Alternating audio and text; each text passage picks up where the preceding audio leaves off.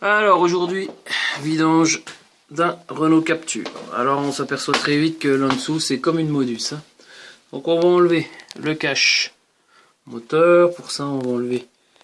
Alors là vous avez un écrou de 10. Un autre écrou de 10. Encore un écrou de 10. Encore un écrou de 10. Et devant vous avez des Torx à desserrer. Ça, c'est pas besoin. Là, un écrou de 10.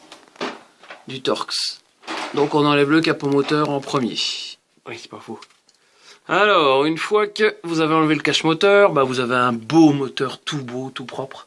En même temps, il a 20 000 km. Alors, hop, voilà. Vous avez ici, en plus il est marqué d'une croix, des fois qu'on sache pas, le bouchon de vidange. Très très beau bouchon de vidange. Avec un beau joint, tout beau, tout neuf, on a l'impression que ça vient d'être fait. Et puis, bah là, vous avez le filtre à huile, très facilement accessible. Merci monsieur Renault, c'est pas comme sur le 1,5 litre DCI. Hein. Voilà, alors, bah on va déjà vidanger par là. Hein. Donc on met une cuvette en dessous et on dévisse ça. Donc pour desserrer le bouchon de vidange, il vous faut une clé carrée. C'est le petit modèle de clé carrée. On laisse couler l'huile jusqu'à plus soif avant de faire le filtre à huile. On va mettre le bouchon avec un beau joint tout neuf. Alors là on voit ça coule encore un peu, mais bon si on attend plus on va coucher ici. Hein. Donc on va remettre le bouchon avec le joint. Pour le filtre à huile, eh ben, il suffit de desserrer avec une clé à douille. C'est un 6 pans de 27. Sur la coque est marqué le couple de serrage, 25 Nm. Bon, en gros, ça ne serre pas fort, hein, puisque le joint est périmétrique. C'est pas en serrant fort qu'on fait l'étanchéité. Donc, il suffira juste de le remettre. Sans serrer trop fort, vous regardez le couple de desserrage et vous serrez pareil en resserrant.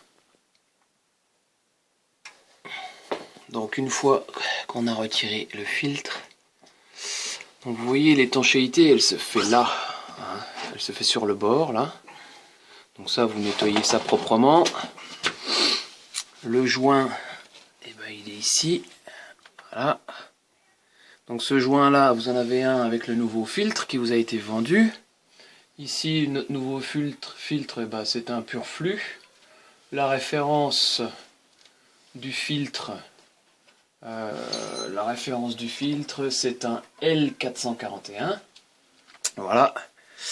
Vous changez le joint et vous y mettez une petite goutte d'huile sur le joint, ce sera plus facile à revisser.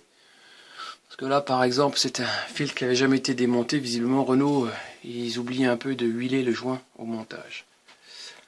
Voilà, donc on remboîte le filtre neuf. Le filtre neuf, voilà, le filtre neuf il est là. Vous l'emboîtez, simplement vous poussez. Voilà. Donc il tient tout seul, il n'y a plus qu'à remettre... Oh là, attends. Il n'y a plus qu'à remettre le bouchon avec le nouveau joint huilé. On serre pas comme un gros bourrin.